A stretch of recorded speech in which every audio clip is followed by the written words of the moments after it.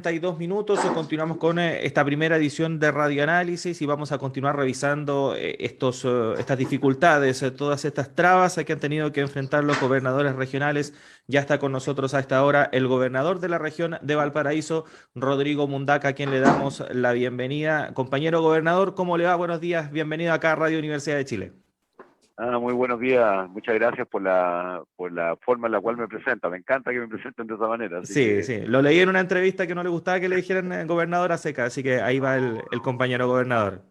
me cargan los títulos nobiliarios. Yo creo que a ustedes también, así que no estábamos detrás de títulos Así es. nobiliarios. Así que les agradezco esta posibilidad de hablar con Radio Universidad de Chile. Aquí estoy, a disposición.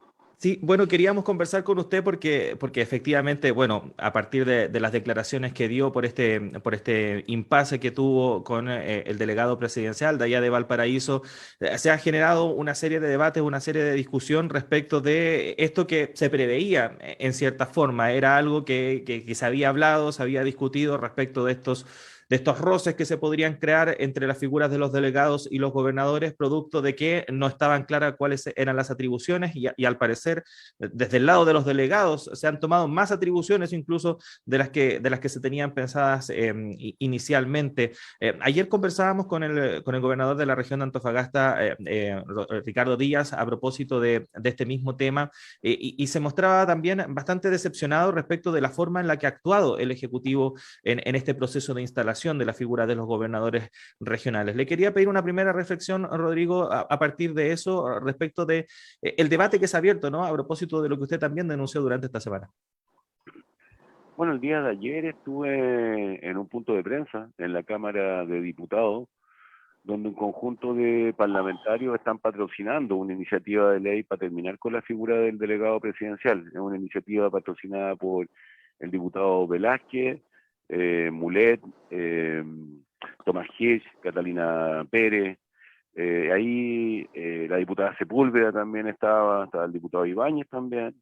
Y es una iniciativa que dice relación precisamente con terminar con esta figura obsoleta, propia de los resabios clásicos del centralismo, que hace que Chile sea el país más centralista del mundo, después de Turquía, a propósito que nos preciamos de ser un país OCDE. Y como hemos dicho muchas veces, el delegado presidencial es el freno de mano con el cual se impide la materialización del proceso de descentralización, es una suerte de celador, ¿no? Nosotros tenemos funciones muy específicas, el gobernador electo democráticamente, tiene funciones normativas, administrativas, de planificación, presupuestarias, de coordinación e incluso de fiscalización, y competencias también, competencias en el ámbito del Ministerio de Economía, de Transporte y también de Vivienda. Somos quienes presidimos el Consejo Regional, tenemos iniciativa presupuestaria, votamos en el Consejo Regional, elaboramos el Plan Regional de Ordenamiento Territorial, el Plan Regional de Desarrollo Turístico, somos los que armamos el COSOC, el Consejo de la Sociedad Civil, y a propósito de las competencias descentralizadas, tenemos tuición directa sobre los instrumentos de fomento productivo anidados en Cercotec, por ejemplo, anidado en Corfo, y por tanto, a propósito de esto, el delegado presidencial tiene la tutela, tiene el tutelaje de la fuerza pública y tiene que velar por el funcionamiento de los servicios públicos. No obstante aquello, además, cada vez, o en su minuto, cuando pedimos reuniones con directores de servicio y las reuniones estaban confirmadas, teníamos que pasar por el delegado presidencial para poder reunirnos con los directores de servicio. No obstante nuestras atribuciones, no obstante que somos una autoridad electa democráticamente y no una autoridad designada. Hay muchos gobernadores regionales que han referido situaciones similares también a lo largo de todo el territorio. Y por cierto que esta figura, lo voy a decir en estos términos, intenta sabotear el proceso de descentralización, más aún cuando hoy día de los 16 gobernadores, solo el gobernador de la región de la Araucanía es del signo del gobierno de turno. Todo el resto de los gobernadores no responden a ese patrón, y por tanto esta figura sin duda que afecta, dificulta, obstruye, es una figura completamente obsoleta en pleno siglo XXI, cuando el proceso de descentralización responde a una demanda popular por largo tiempo acariciada en nuestras comunidades y territorios. Rodrigo, buenos días. Hola. Tanto tiempo, Rodrigo. Tanto tiempo, pues. Oye, Oye, entiendo que hay una presentación ante la Contraloría General de la República justamente por lo que acabas de decir. Es decir, me refiero a que hay obstrucción o hay intromisión de los delegados presidenciales en atribuciones que serían propias de los gobernadores, como estas que acabas de mencionar justamente. ¿Cuáles serían específicamente, por ejemplo, algunas de las obstrucciones o de las intromisiones en definir aspectos presupuestarios, de inversión, de desarrollo, en las que han incurrido algunos de estos delegados presidenciales? Bueno, ya se han señalado por varios gobernadores regionales, ¿no? Por Cris Naranjo en la región de Coquimbo, la región de Antofagasta por el Ricardo también. En fin, varios gobernadores en esta línea han señalado precisamente las limitantes que nos han impuesto cuando hay que primero pasar por el delegado presidencial para reunirse con un director de servicio. Segundo, el hecho de que las agendas de los delegados muchas veces se superponen a las agendas de los gobernadores regionales, pero también tienen declaraciones temerarias en el ámbito de que ellos van a priorizar inversión pública en circunstancias que quien preside el Consejo Regional y quien junto a los consejeros, a los 28 consejeros del gobierno regional, somos quienes priorizamos la inversión pública, definimos la inversión pública y la definimos en función del bienestar de los ciudadanos. Por tanto, el delegado presidencial no tiene iniciativa presupuestaria, ni decirlo las dificultades que han tenido los gobernadores para instalarse físicamente, ¿no? En los espacios físicos de funcionamiento. En el caso nuestro, por ejemplo, para ser muy concreto, estamos en un ala del piso número 6 y el resto de nuestros compañeros están dispersos a lo largo a lo largo y ancho del edificio de la ex intendencia. Del mismo modo, reuniones que sostienen de repente con los ministros de distintas carteras, y se nos anuncia durante el mismo día o el día anterior de que van a venir ministros al territorio, intentando también invisibilizar el rol de los gobernadores. La verdad que son un montón de situaciones que son bastante anómalas, más aún cuando el proceso de descentralización, como ya lo decía, responde a una necesidad imperiosa de tener las comunidades y tener los territorios hoy día independencia política, presupuestaria, independencia administrativa. Imagínate que son los delegados presidenciales quienes, junto con el nivel central, designan los secretarios regionales ministeriales, los CEREMI, y por ende también los directores de servicio. El proyecto de ley que se echó abajo en segundo trámite en la Cámara de Diputados hablaba de un mecanismo expedito de transferencia de competencia. Imagínate 6 meses, había que esperar 6 meses para que nos respondieran por una competencia. Ese proyecto de ley también hablaba sobre el órgano dirimente, las controversias con el delegado presidencial, y se sostenía que tenía que ser la Contraloría. Por cierto, la Asociación de Gobernadores estamos de acuerdo que sea la Contraloría, pero también la Corte Suprema. Y hablaba de que el superior jerárquico hizo ese proyecto en materia de servicios, de direcciones de servicio y secretarías regionales ministeriales. El superior jerárquico sigue siendo el delegado, y por tanto a eso nos referimos cuando señalamos de que el delegado, esa figura en particular, es una figura obsoleta y que dificulta precisamente el proceso de instalación y de descentralización de un proceso que es un proceso democrático, y a propósito de lo que ocurre el 15 y 16 de mayo. Sí, bueno, Rodrigo, al parecer esta situación, esta actitud también de las delegaciones regionales, también del gobierno central, parecen ser uno de los últimos, esperamos, estertores respecto de este centralismo que se niega a morir, ¿no? Pero hay un proceso que esperemos mantenga su marcha, que se inició con la elección de los gobernadores regionales respecto de descentralizar el país, de darle más importancia a las regiones, y ya vimos también durante la jornada de ayer un ejemplo respecto de lo importante que esto se tome a nivel de decisión de los territorios, con lo que pasó finalmente con la aprobación del proyecto minero portuario Dominga. Le quería pedir una reflexión al respecto también, Rodrigo, respecto de lo importante de lo que se está discutiendo, porque a veces entre tanta polémica finalmente nos olvidamos un poco del fondo de la discusión y por qué es importante para los territorios avanzar en una descentralización efectiva. Bueno, mira, yo he presidido 2 consejos regionales y a propósito de las tareas que tenemos por delante, logramos destrabar también una transferencia de capital directo que tiene el FNR, que es el 6%, donde los gobiernos regionales apoyan el despliegue de las organizaciones sociales, culturales y deportivas. En la región de Valparaíso estaban entrampados 850 millones desde el año 2019, y lo logramos resolver con muchísima gestión en 15 días. Ya hemos elaborado el marco presupuestario de los fondos regionales de interés local, que son transferencias de capital también a los municipios.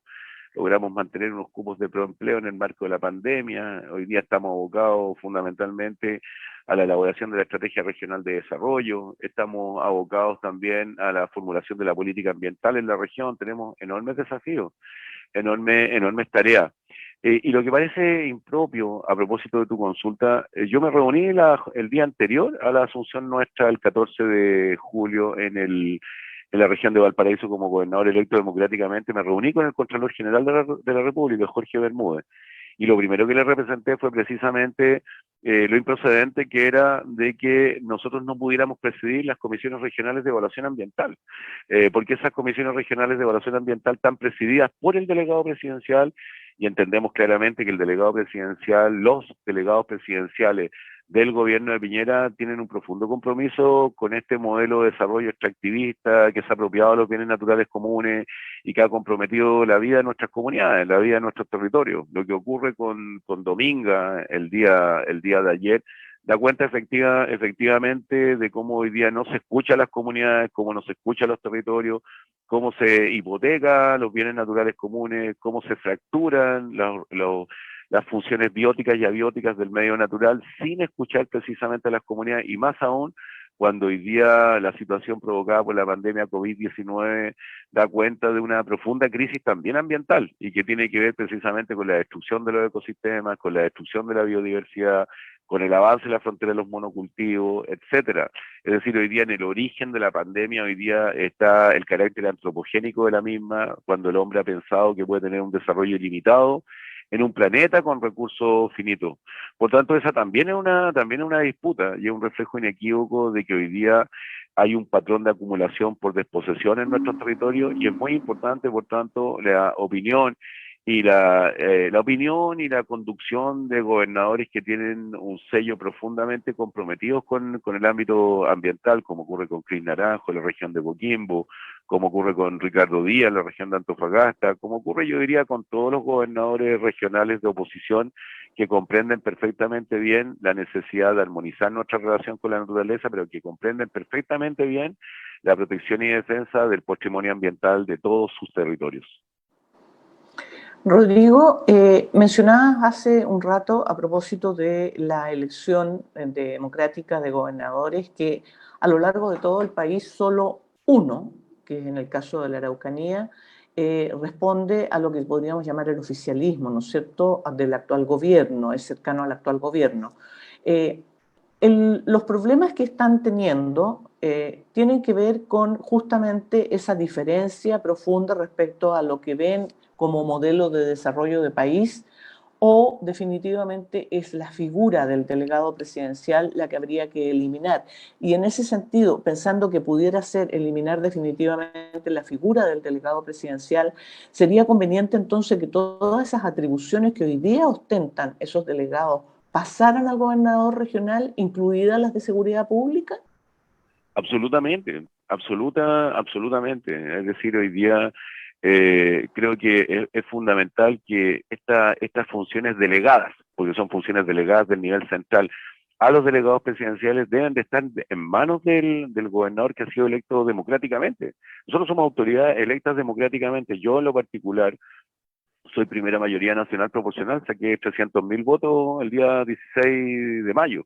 Más votos en esta región que todas las candidaturas presidenciales anteriores, y por tanto, creo, y el resto de los gobernadores también han sido todos electos democráticamente, y por tanto, si estamos comprometidos con el proceso de descentralización, lo impropio es poner un freno de mano, ¿no? Lo impropio es que este proceso sea un niño con dientes de leche, como metafóricamente hemos señalado. Para nosotros está en la centralidad de la disputa esta situación, pero yo creo que hay un problema el problema de fondo, el problema estructural es un problema de poder, ¿no? De poder a los territorios, de poder a las comunidades, después de que Santiago ha sido un reino por 200 años y han sido sus élites políticas, económicas, culturales quienes han dirimido el derrotero de nuestro propio destino en nuestros territorios.